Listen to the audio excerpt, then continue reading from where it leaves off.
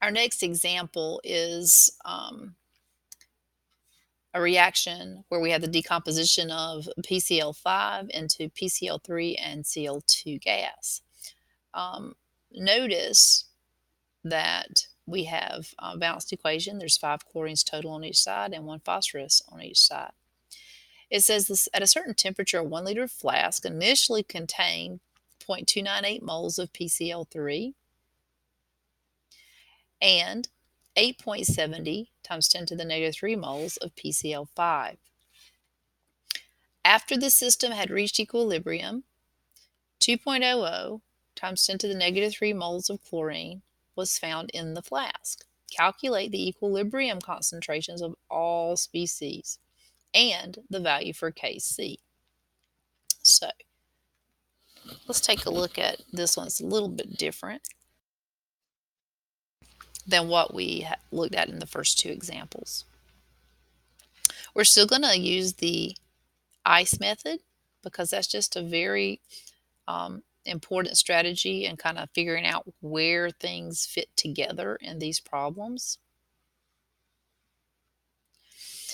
All right, and again, notice this is a 1 liter flask, so the moles divided by the liters are going to equal exactly what they're saying here. So notice too, it's giving you the initial, and then it starts talking about equilibrium. So be careful about the wording there.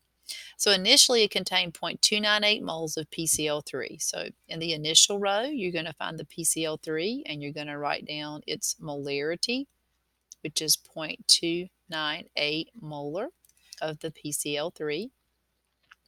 And it said that it initially contained 8.70 times 10 to the negative 3 moles of PCl5. So that's here, 8.70 times 10 to the negative 3, and that's molar because it's moles per liter and it's in a 1 liter flask. And they never mention the chlorine. So if they don't mention that was any of a component present, you're going to put a 0 in the initial column for that, or initial row. So notice we have some of the reactant and one of the products present, but not any of the others. So we do have a hole here, so we don't need Q. We know it's going to shift towards the products because this is the side our hole is on.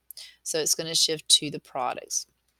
So we're going to say minus X because this is a 1 coefficient and it's shifting towards the product. So the pluses go to the product side, plus plus.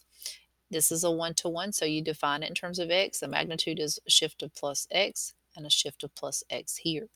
So that means at equilibrium, the concentration of PCl5 is going to be equivalent to 8.70 times 10 to the negative 3 minus X.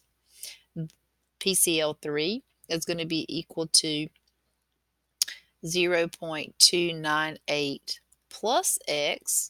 And for the chlorine, it's going to just be equal to whatever X is because there was 0 plus X. Now, there's one piece of information that they're telling us here that I have not used yet. It says after the system had reached equilibrium. So that's talking about this row right here in the E, equilibrium. The flask was found to contain 2.00 times 10 to the negative 3 moles of chlorine. So now they are mentioning the chlorine. So guess what? They're actually telling us what X is. They're giving us this value here. So I'm going to come in and take the little X off of here. They're giving us this number, y'all. And that's going to be very helpful simplifying this problem. So at equilibrium, 2.00 times 10 to the negative 3 molar of chlorine. So look at this part for an algebra problem, if you will. 0 plus X equals 2.00 times 10 to the negative 3. So what does that mean X is equal to? That's right. X actually equals 2.00 times 10 to the negative 3. That is our X. So let's substitute that in here. We're going to substitute X, 2.00 times 10 to the negative 3. And here, 2.00 times 10 to the negative 3. So let's plug that in our calculator and get the final answers for that. So we have for the first one, 8.70 times 10 to the negative 3 minus 2.00 times 10 to the negative 3. And so that's going to leave us here with 6.70 times 10 to the negative 3. And then we got 0.298 plus 2.00 times 10 to the negative 3. And so that's going to give me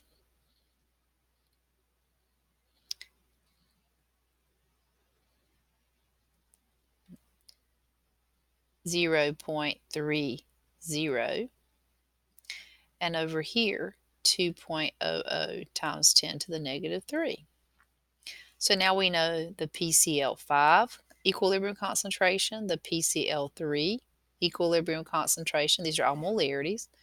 And we know the chlorine equilibrium concentration.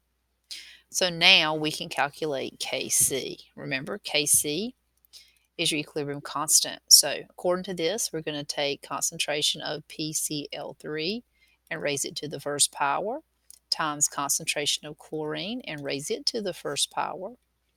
Divide that by the PCl5 concentration raised to the first power, and that will equal your Kc.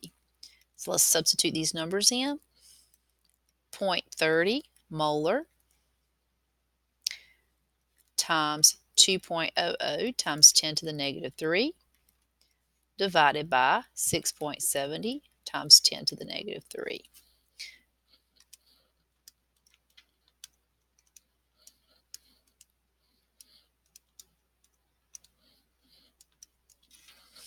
So that's going to give us for our K, and we're going to round it to 2 sig figs, 8.955 times 10 to the negative 2, and that's going to be rounded to 2 sig figs. It would actually give you 9.0 times 10 to the negative 2. And you don't need to have to worry about units on K. So if you wanted to express it in standard form, 0.090 would be fine. All right. We will do this one in class. All right, let's look at our more typical kind of problems. And we're not going to actually do one with the quadratic equation in this video, but let me just mention that so far the problems that we've done have all been perfect squares. So it worked out really nicely for us. Well, that's not going to usually be the case. Our more typical problems, we can't just take the square root of both sides. It's not going to be a perfect square. So in that case, we have to use the quadratic equation. So in our lesson tomorrow, we will work some out where we use the quadratic equation where x is equal to negative b plus or minus the square root of b squared minus 4ac all over 2a. So we're going to have to get our variables in terms of ax squared plus bx plus c equals 0, and then we would substitute into the quadratic equation. And of course, you'll get two roots. One root, when you substitute in your values for x, will make no sense at all, so that's the one you throw away. The other root would make logical sense as far as your concentrations goes or your pressures go. So we will talk about these more in class tomorrow.